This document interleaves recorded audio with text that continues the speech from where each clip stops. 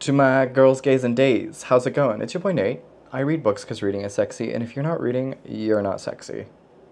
This is the July wrap-up. We cooled down our reading a bit. We made it to 12 books for July, and July was fine. I spent a majority of July indoors. Didn't really go out because it's just too hot, y'all. Like today, it's 90 degrees with humidity, and it just rained. So it's just hot, sticky, wet, very tropical weather, and I'm not into it. So we did spend a good deal indoors reading. Let's get into it.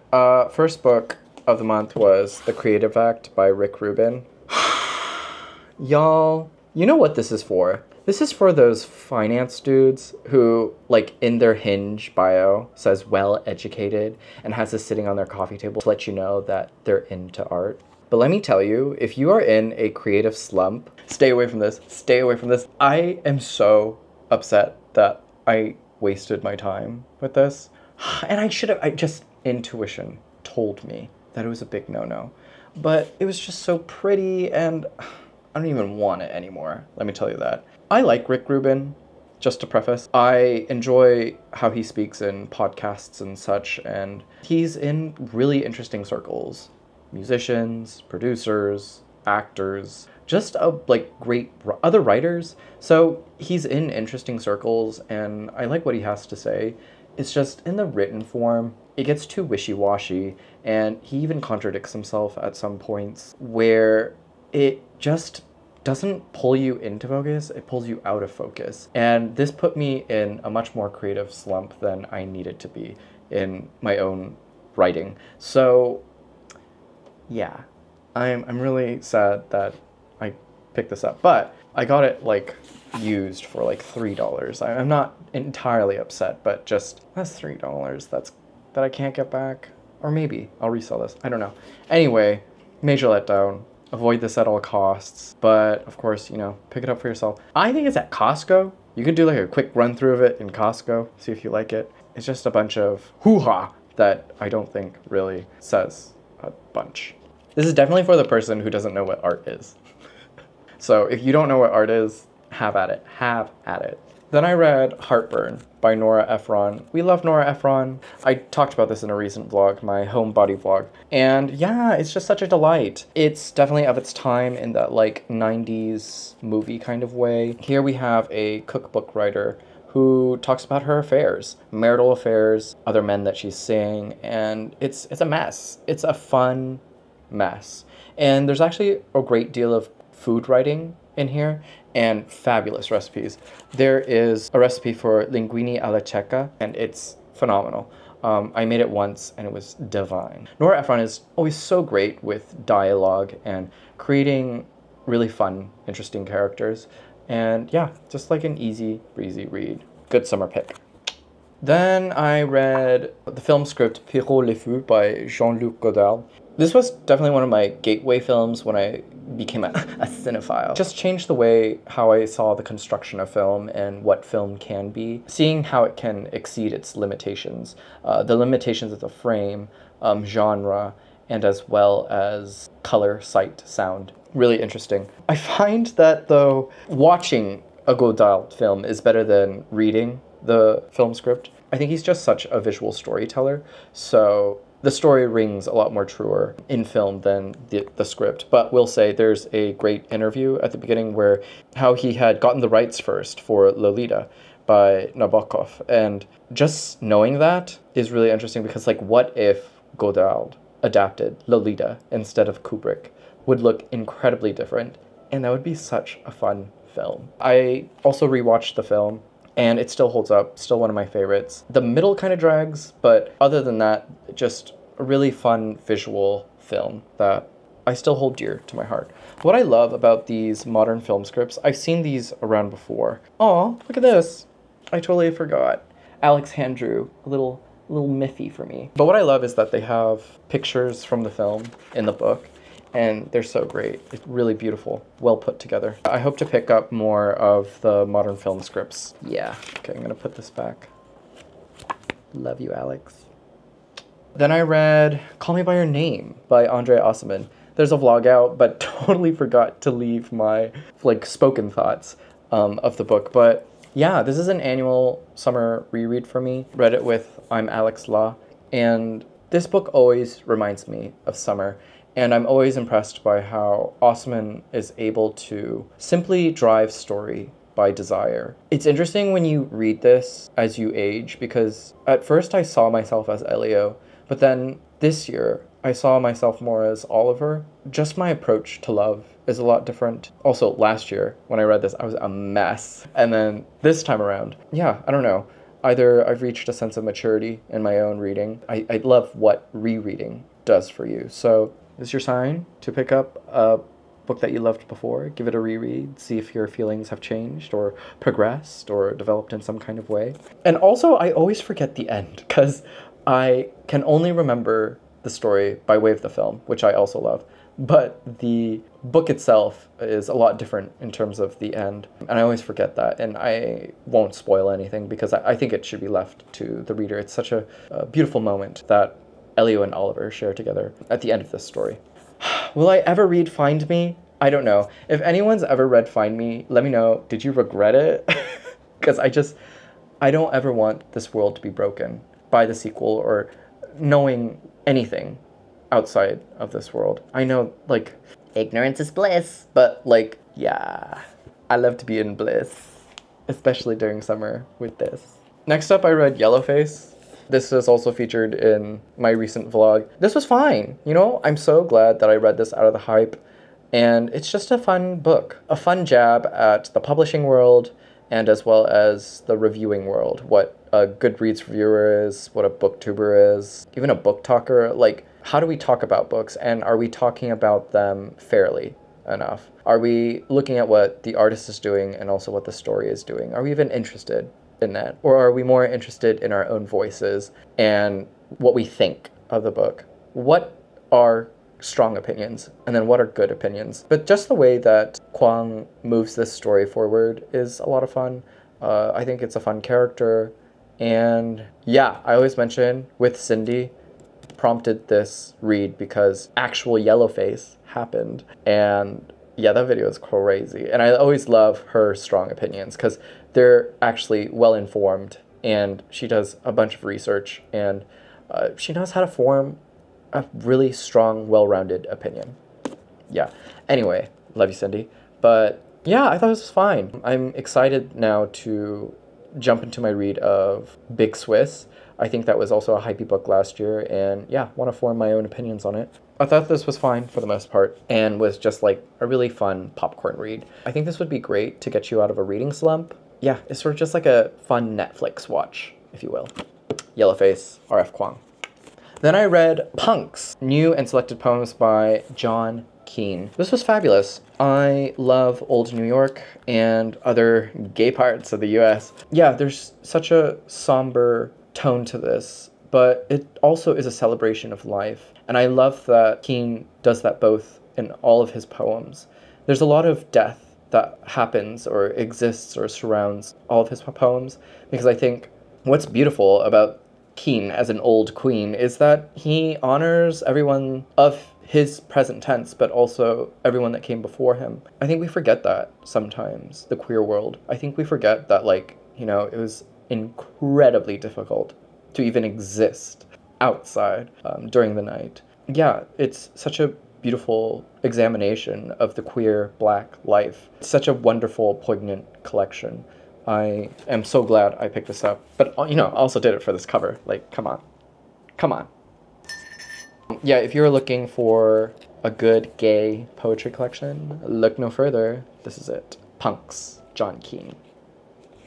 Okay, then I finally finished I'm Glad My Mom Died by Jeanette McCurdy. I had this as an audiobook read by Jeanette herself on Spotify, and I think I've made this complaint before, but you're only allotted a certain amount of listening minutes for audiobooks on Spotify. And I don't know if that has something to do with like how they loan books as audiobooks, but it was so annoying because it's just like, one, they upped the price for premium users, and then two, what the hell am I paying for? And three, it's just like, you know what? Never forget that physical media will always beat things in the cloud, things in stream, because I'm just so upset that that there was a cutoff time to how many minutes I could listen to for audiobooks. That's insane, crazy. So y'all, before you even buy a book, visit your local library, pick it up, support your libraries. They're the greatest institutions that your city has to offer you, and a great wealth of information as well. But oh my god, did I just go off on a huge tangent about all of that jazz? Yikes. Okay, this was fine. McCurdy is obviously not a writer, she's an actress. Yeah, but I love an honest tale, and I love that she goes into her life as someone who went through eating disorders because of an abusive mother. I also really like it because, there was a point in iCarly where, it ended, and I thought a lot about what happened to, Miranda Cosgrove and Jeanette McCurdy, because I thought they were a wonderful duo, and I wondered why, when they did the reboot, why didn't she come up? And she answers why in this book. So if you are a big fan of iCarly and Jeanette McCurdy, this is fantastic. She also talks a bit about Dan Schneider, and I still have to watch that documentary. Very, very curious about that. But yeah, the writing is mediocre at best. I feel like she needed an editor, and I just thought her doing the voices for her relatives was just kind of tacky. I know, I said it. What I'm glad about is that, not that her mother died, but that she told this story, and she told it within her own words. It's one I think we can always learn from. Signs of abuse, dealing with death and guilt, how to move on, how to move forward, how to be not the best version of ourselves, but, just ourselves. And that's enough. And I love that Jeanette McCurdy is really just existing within her own world after having lived in a world that she didn't even want to go into at the start. It was because of her mother. Okay, then next up, I did my big book for July, which was The Little Friend by Donna Tartt. Y'all, I said this before, I'm gonna say it again. Y'all did Donna dirty, dirty. This was so good. For the longest time, so many people have told me that this was not good, and y'all made it out to be the ugly middle child. But you know what? It's so atmospheric, so rich in character, dripping in blood, sweat, and tears of the Deep South. It's about poor whites, blacks, and such a great story about Harriet, whose brother dies, and she seeks out the killer, but in Tartt fashion. And I think she did this on purpose to sort of play with us as an audience, because she did it with The Secret History. Don't forget that The Secret History is fun because you find out who dies on the very first page, and then for the next, 600 pages, everything unfolds. She kind of does that again here, but teases us. I think you should come into this knowing nothing, and also reject all expectations, and you'll just have a much richer reading experience of this. I think what most people end up doing is that they end up comparing the Tartt novels, which you shouldn't do. I think what Tartt wanted to do was write novels in their singular form. So they're all different from each other. Yeah, this, I think, is just so beautiful in how Harriet and her coming of age story is really devastating. It has these beautiful flows. It goes up and it goes down, and there's thrilling elements to it. And it gets nitty gritty and deep in the dirt and in the mud. And it's an adventure in itself. And I'm so glad I read this, knowing absolutely nothing. And it's my favorite Tartt. And I'm so upset that all y'all, yes, I'm blaming all of y'all because I'm not going to put that blame on myself, that I didn't read this soon enough. And I'm glad I finally did. And fitting, definitely, for summer. It actually made summer feel a lot more unbearable, but it is what it is. Just go into this on your own, knowing nothing. It's absolutely brilliant. It might end up in my top 10 of the year because it's just so good. In that, East of Eden kind of way. I don't really know how to describe how fun East of Eden is. There's just a rapid readability to it that makes it enjoyable, and all the characters are rich. That it's the same vibrancy that I found in here. Next up, I read Minor Details by Guadalupe Nettel. And this was sent to me by my dear friend A. Thank you so much if you're watching this.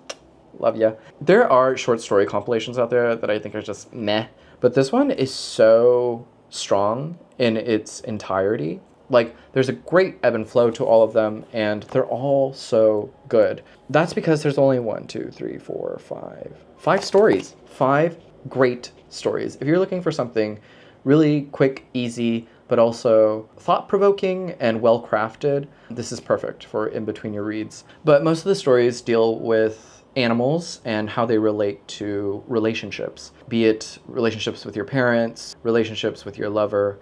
And first story is about fish and how it relates to the end of a marriage, for example. And yeah, really invigorating. I really enjoyed Nettel's quiet tone, but something strikes you. There are these really interesting details that uncover a lot in how we act as people and how we act in relationships, specific relationships, and how that differs. You know, the love differs. Do we have to see the relationship of others to really understand how we exist in the relationships that we have? Really compelling. If you are also in a reading slump, this would get you out. And it's also low commitment because there's only 5 stories. It's quite a quick read. Like, I think I finished this within a day at 121 pages. So definitely rec this. Natural Histories, Guadalupe Nettel. Ooh, then I did Didion and Babitz by Lili Anolik. This is out November 12th by Scribner. I read this as an e-arc and as a buddy read with my homegirl, Kieran, from Kieran Reader. And we have a whole live about it. Go listen to the live. We rant about it a lot. And all of my thoughts are basically there. What I do want to say is the whole construction of the book is surrounding which camp do you belong to, the Didion camp or the Eve Babitz camp. And Anolik makes it clear which camp she belongs to. And it's that bias that is really a turnoff, but also because it's a bias, you really see the faults in the construction of her book in terms of hot takes that she makes, her arguments. It just isn't constructed well enough. And this could have done with at least a few more drafts because something feels rushed about it. The first half feels so different from the last half, and the writing is just also quite atrocious. I think either Anolik spent way too much time doing podcasts that she has forgotten her written voice, but also I think there were deadline issues where people really wanted to push this book out, but I don't think it was ready yet. This required a few more years in development. But I say, and I still say, that if you are a fan of Didion and Babitz, this is an interesting look at their relationship. I don't think much is uncovered, but you have to give credit where credit is due. Anolik was one of the first people to bring Babitz to the spotlight, to the center of culture. I applaud her for that. Without her, we wouldn't have all this information on Babitz. So yeah, thanks Anolik, but this could have done with a few more edits and a lot more patience. Next up, I did Breaking and Entering by Joy Williams. This is fun. I really enjoy these two characters. It's about Willie and Liberty, who are drifters and break into Florida homes to reject mainstream America and American living at the times. This is the 80s, I believe it is. And then try to understand who they are in the love that they've cultivated for each other, but also learn about themselves through the different faces and people that they ping pong against, to learn about what it means to be alive. And this is just so odd and devastating at times. It reminds me of Richard Brautigan, but with a more cynical tone. And I like that because it's darkly humored. The people in here are not people. They're more caricatures or cartoon characters, if you will. And they just say the most ludicrous things in a Kafkian fashion. It's just so odd, easy to read. Sometimes you'll doze off in a sentence and then someone will say something and you're like, where the hell did that come from? And that's the joy of reading Joy Williams. Yeah, I thought this was perfect for summer. It's the kind of book that I love to bring to the beach. I don't go to the beach or to the pool. I don't really go to the pool either, but that kind of read, and doze off in it, and then take a field note or two from the book and have you think about your own life and how you're living and if you're satisfied at all. I think this book looks at satisfaction, how we come to it, and then how do we settle. I am really excited to read more Joy Williams. I really enjoy her voice. I think this book would be offbeat to most people, but me, being the quirk that I am, really love this. Ooh, if you enjoy Miranda July and that voice, I think you'll get along with Joy Williams. But yes, Breaking and Entering. All right. Last book for July is an ARC. It is a poetry collection, Find Me as the Creature I Am by Emily Jungmin Yoon, out by Knopf. And this looks at, similar to Minor Details by Nettel, it looks at the way animals behave and how those behaviors exist in us. So what is the bestiality of our nature in terms of how we look at our familial relationships, our romantic relationships, and eventually right down to our identity, who we are. There's this beautiful flow in examination of how Yoon looks at her own heritage as a Korean, but also as a person that exists. And this was just so beautifully done. Also a great poetry book for in between your reads. They go by quick, and it's also quite a short read. I read this in a single train ride, like an hour-and-a-half train ride. And yeah, it was great. Great way to pass the time. Here, I'll read this for you. She writes, "Every day I labor to hope that the ocean stays unskinned of its ice and you always have water to spare. Now let's imagine that I went happy, sure of this, and you are healthy and nowhere close to dying." Just such beautiful lines like that. And yeah, I think there's a beautiful flow to the collection as well. I thought it was beautiful, thoughtful, a great addition to up that reading count, you know? I think people forget this. If you want to read more, pick up a poetry collection. And the thing with poetry is you don't really have to sit and examine every line, but if there is a line that does stop you and make you think, I think the poem is doing what it's supposed to be doing. Just sit with it, think about it, and then let the flow of the other poems follow you. And then, yeah, if you took note of a line or two, go back to them, think about it, and that's the beauty of poetry. There are just these like short sparks that cut deep when you put yourself into that collection of lines and then find something more about yourself or find something that you've been thinking about, asking more questions. And you don't have to find the answers. I think it's the questioning, and I love that about poems. Anyway, that's July in a wrap. Y'all, let me know how July was for you. What was your favorite read of July? I always love adding a book to my never-ending TBR, so let a boy know. Yeah, also, I'm a Blackwell's affiliate. If you enjoyed any of the books that I talked about, please consider picking them up through my affiliate link downstairs. But also, use it for any of your other bookish needs. It helps the channel out a bit and helps me a bit. As always, thank you for being here. Be well, do good work, keep in touch.